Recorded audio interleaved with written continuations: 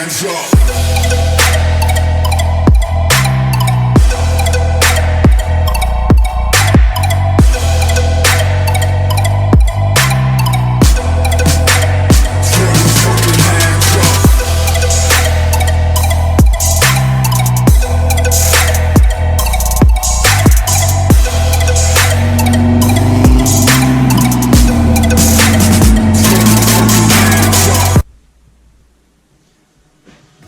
So the first thing I want to say, guys, is that I owned a 2005 Nissan 350Z for about a year, and I loved that car, but I will definitely say after owning one, Nissan 350Zs are not for everyone.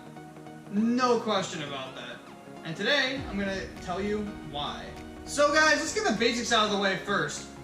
The Nissan 350Z is a 3.5 V6 motor that came in two options. It came in the VQ35DE and the VQ35HR. It roughly made around 300 horsepower. It's a rear-wheel drive platform. You weigh anywhere from 3,200 pounds to 3,600 pounds, depending on options. There are a lot of trims for this car. Some had LSDs, some didn't. Hopefully you get one with an LSD if you ever do buy one. Otherwise you're going to be doing one-wheel peels all day. Another thing about the 350Z, these cars, if you're getting a car to do burnouts and show off to your friends, this isn't really the car for that. It can do donuts. Getting a 350Z to do a burnout, though, takes some finessing. You have to unplug some sensor so then you can actually do so. I don't know why they did that, but every time you try to do one in the 350Z, your car freaks out. The next thing I want to talk about pertaining to the 350Z is oil consumption. And you might ask, what do I mean, oil consumption? Yeah, you know how every car, sometimes you have to add a little oil over time.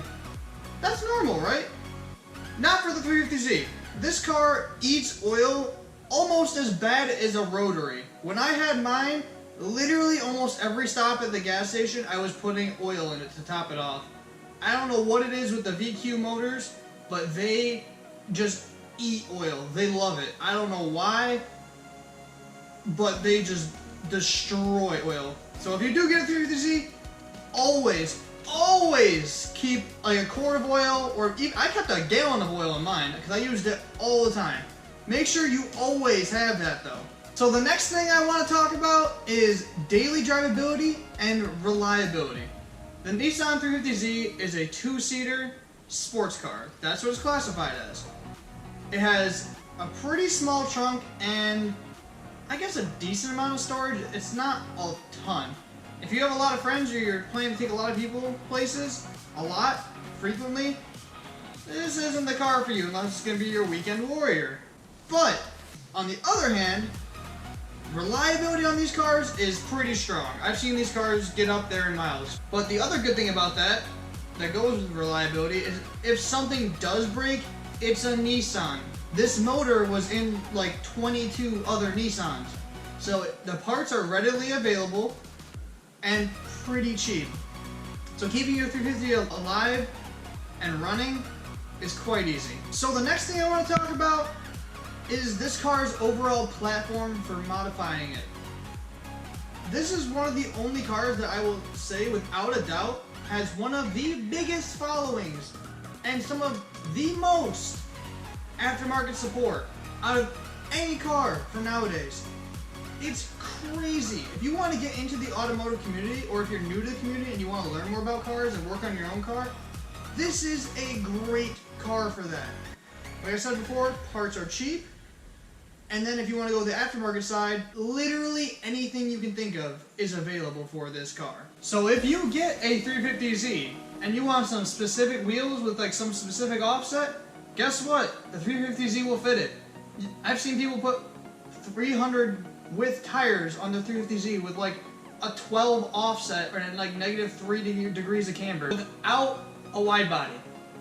I don't know how that's even possible, but 350s and 370s also can pull it off. So the next thing I want to talk about in the modification section for a 350Z is, well, let me start with a question. Have you guys ever seen a 350Z that's not so loud that you can hear it from 5 blocks away, has a single straight pipe out the back that's a Tome, and it possibly shooting flames. If not, it's just obnoxiously loud. And then there's the people that say it sounds like a trumpet. Just know, when you buy this car, someone, I don't know who, but someone will tell you that your car sounds like a trumpet. It's just something people say about 350Z. Is it true? Kind of. I had one. But you can change that. If you keep a dual exit exhaust, it's going to be a little quieter, but it might not sound like that.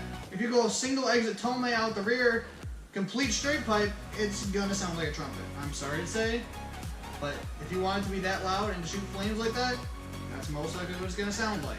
So the next thing I want to talk about with the 350Z, and you guys wanting to own one, is something very important: the price. And what comes along with that is something we call a drift tax.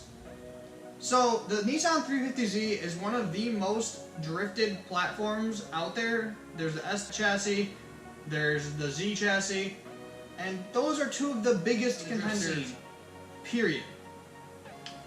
And with that comes what we call a drift tax, meaning the price of these cars has gone up. It looks like it's gonna about stay where it is right now. So right now, 350Zs are going from anywhere from $5,000 to $15,000. If you want to go on the lower spectrum of things, you're going to be getting a high miles, most likely abused, and might need some work. But that might be okay for you. If you want a project and start working on a car by yourself, that's what you want to go for. If you want to get a decently clean example, you're going to be looking at roughly 6 to 9K, depending if you get a DE or an HR. And then on the higher end of the spectrum, you're looking at HRs with very low miles and maybe some tasteful modifications. But that's like the general price spectrum for a 350Z nowadays. So the final question is a Nissan 350Z a good car to own? So first, like I said, if you want to get into the automotive scene and start building your own car, because it's something that's new to you, this is a very good car to start with. But like I said before, you're going to have to know. People are going to say your car sounds like a trumpet. People are going to ask if you drift your car. Another thing you have to know, there are a lot of 350Zs out there. If you want to make your car unique and stand out, you're going to have to do something very unique and very different. Like I said, there's tons of mods for these, but also with that comes a lot of people that have modified their 350Zs.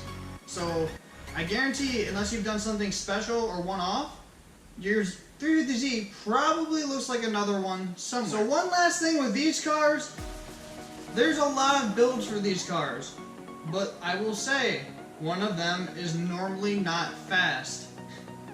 You normally are not building a 350Z to go fast unless you swap the motor. If you don't, a VQ is going to blow up. But they're pretty fun stock. So these cars have pretty good handling stock, but most of the builds you're going to see with this car are either a stance build or a track inspired build. That means to go around corners, not to slay at the drag strip. And either of those is fine, but like I said a minute ago, if you start throwing forced induction at this car, a supercharger, be a turbo, the VQ, even though it's cheap and I guess you could replace it, it is going to blow up unless you're running like the lowest boost you can possibly run to get power out of it.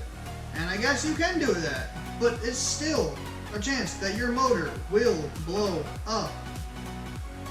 But at the end of the day, if you want to own a 350Z, I would say go for it. It's a great car. It's a good daily as long as you're not bringing 10 people different places every day. It's fun, and it's a good car for enthusiasts, and a lot of people like them. So you're gonna have a lot of people to talk to, and a lot of people with the same cars that you can ask questions to if something happens. Hey guys, I just wanted to say thank you for watching this video, and remember to drop a like down below and a comment, and subscribe for more content coming soon. Peace out, guys.